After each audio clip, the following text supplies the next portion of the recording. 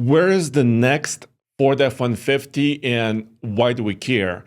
Well, I want to do a video about this because the Ford F-150 and the F-Series trucks are one of the most popular vehicles in our country. So yes, this is important to discuss. And this video is because there's a rumor that's based on information from a supplier to Ford that the next generation Ford F-150 production and development is being delayed by at least about a year. So what's going on? Why should we care? And is it really a bad thing or a good thing? I actually think there's not, this is not bad, but we need to look at the details. So here at TFLtruck.com, I have this story as well. And I have an image of a concept truck. This is Switchblade. Switchgear concept from Ford, which is basically a combination of a Ford F-150 Lightning with a Raptor suspension. And I'm using it because we don't have any information about the 15th generation F-150 that's supposed to now come out in 2028. But this is kind of a concept truck from a year ago that we can show. Now, Ford has been on a super strict schedule recently of basically having a new generation of their truck every 6 years and an update within that every 3 years. And apparently the schedule is changing, which is why a lot of people think it's a big deal. But if you look back a little bit further into the past of the F-150, for example, the 10th generation truck went between 1997 and 2004, which is about an 8-year cycle. So that was a longer cycle, and the cycle has been shrinking a little bit, and it's been a 6-year cycle now. And there's also a lot of your comments that I want to read at tfltruck.com as well, because a lot of you are saying when a new generation of a truck comes out, no matter if it's Ford or another manufacturer, is it really an all-new generation, or is it just a slight update to the previous truck? And of course, it depends on a lot of things, and I can touch on some of these options and changes.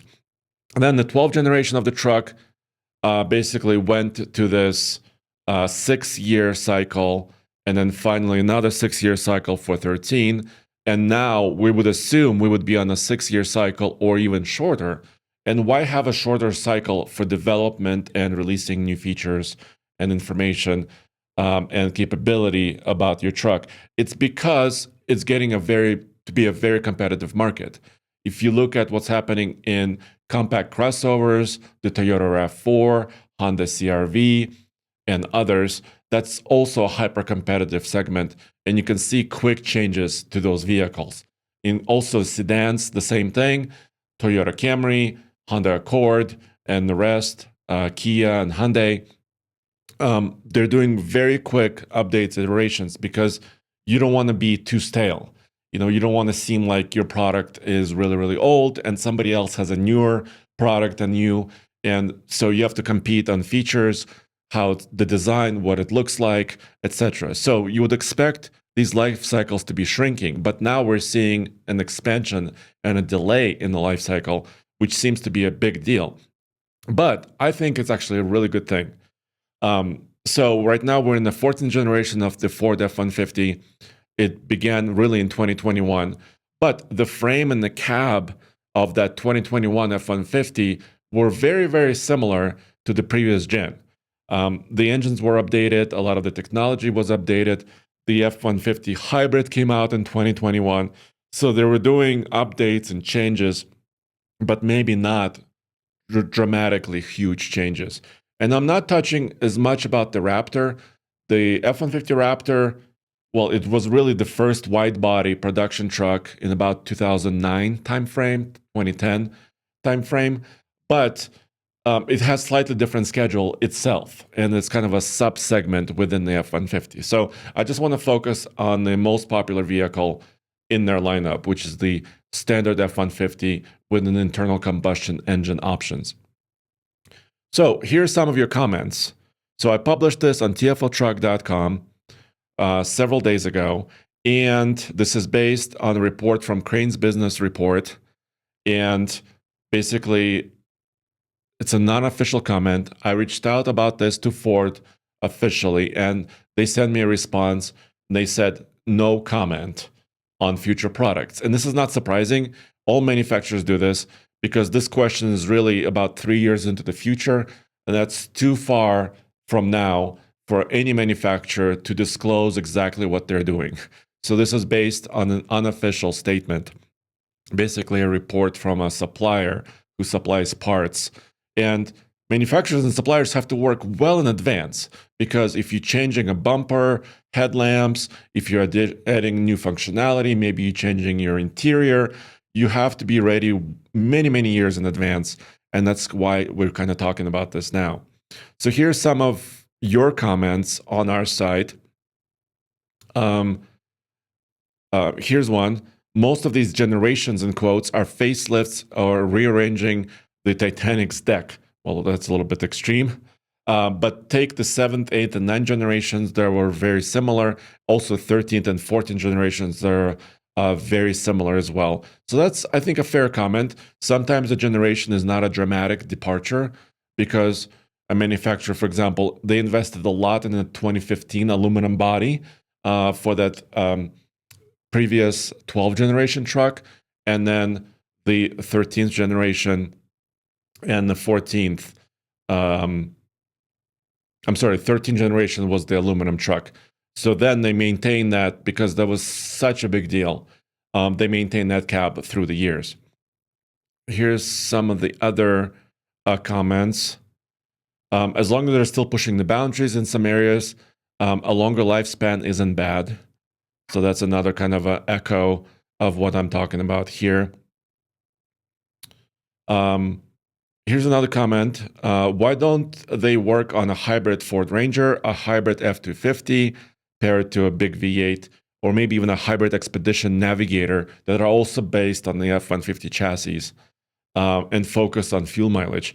That's a really great comment. So I want to use that as a kind of a jumping point here to what the other news they recently released about, 5 or 6 months ago. It's about their electric plans that are very similarly timed, actually. We're talking about late 2027 for the new midsize truck that they're working on and the Project T3, which is, in my mind, is supposed to be like the next generation F-150 Lightning electric truck. These are supposed to be coming out of the Blue Oval City in Tennessee. And some of the construction on that factory in Blue Oval City also has been delayed a little bit. And that has to do with the changing demand for electric vehicles. But now we're currently living in a very unpredictable world because there are looming tariffs against imports coming from Canada and Mexico, which are closest partners as far as trade is concerned, because a lot of, for example, engines, raw materials, transmissions, many different components, seat belts, seats for different manufacturers come from either Canada or Mexico. And a lot of these trucks are actually assembled in the United States. All F-150s and Super Duties are assembled in the United States. But a lot of parts come from different areas, and raw materials may come from different areas. But if those 25% tariffs take effect within a couple of weeks or 3 weeks, this would drastically change the cost structure of these trucks. That could become more expensive. So manufacturers like Ford may want to wait a little bit and see what's going on and not invest a lot of money in new development and building new factories, for example. So they do have big plans for electric trucks. So there's a lot going on at the same time. They also mentioned a Super Duty hybrid. This is in some of their materials coming out from August of 2024. This is official Ford statement. So they said that the Super Duty would have multiple powertrain options. They didn't specify exactly what it would look like or how efficient it could be, but they said several powertrain options. So they're working on a midsize truck, next generation electric full-size truck, potentially new powertrain for the Super Duty, potentially updates to the Raptor trucks as well, because those cannot go very stale either. Those are kind of the money makers, the profit makers for the company. So plus the next generation F-150 at the same time. So if you're doing so much at the same time, it could be just too much. You have to slow down a little bit, take your time, maybe improve some quality, maybe make new deals with different suppliers. So that all takes time. And it's not a bad thing because the current truck is already really capable and competitive. So we'll have to wait and see how GM and Ram and others and Toyota are responding to this. We'll just have to wait and see, and we'll update you very, very soon. I'm showing here also Canoe pickup truck, which is an all-electric pickup. Canoe recently declared bankruptcy, and they're basically off the map now. There's also Tello Trucks, which is a new startup company out of California that is working on a really compact all-electric truck as well. There is also a concept from Toyota, the EPU concept, which is an all-electric crew cab compact truck that's also quite attractive and could be very, very capable and have a lot of utility. So many different manufacturers have interesting concepts. None of them are in production. None of them are coming to the US anytime soon. I mean, Tello Trucks will have a production debut soon, but it's still unclear. Can they deliver those trucks? They want to price them at about $50,000. Can they do it? Can they price it that way in the current market? That's all to be seen. But a lot of other designs are very attractive. I actually was very excited about the Canoe pickup truck because it has kind of a new style. It's a cab over design, which is very space efficient. So you could have space for people inside the cab, lots of room in the bed, potentially lots of payload capability, and maybe a little bit of towing as well. So very compact, very space efficient concepts that I was very psyched about. But unfortunately, at least this truck is not coming to market. The company is bankrupt, could not move forward. Yeah, look at this. They had a lot of great ideas. A little front tailgate, a little frunk, ability to charge your accessories and tools. A lot of great ideas, including a little table on the side of the bed. Put your sandwich there. So I don't think it's a bad thing that Ford is actually slowing down their cycle. By the way, this is unofficial. They might come out in a couple months and say, by the way, we're not slowing down the F-150. We're going to push through. So this can change. But even if it doesn't change, even if this 27 next generation F-150 is a little bit delayed, I don't think it's a big deal because you could still change it. There's over-the-air updates now in most of these pickup trucks. You could add new features. You could add new software to them. You could improve it. Hopefully, quality goes up for all of these trucks. So I think it's a lot of good stuff still coming, a lot of options. They still have a V8, a plan to keep the 5-liter.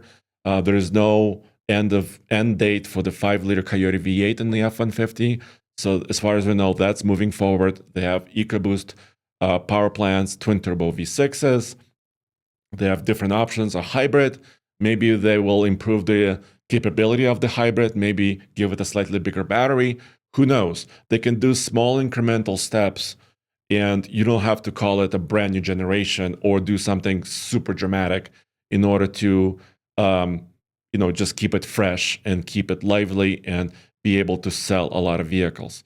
So this is kind of my take on this. I think a lot of you also agree because new development costs money, and they will likely pass that cost onto the consumers, us, buying trucks. And trucks are already getting really, really expensive. So if it's slowed down, if we can control costs, if they can control costs, hopefully that will translate to the prices of the trucks.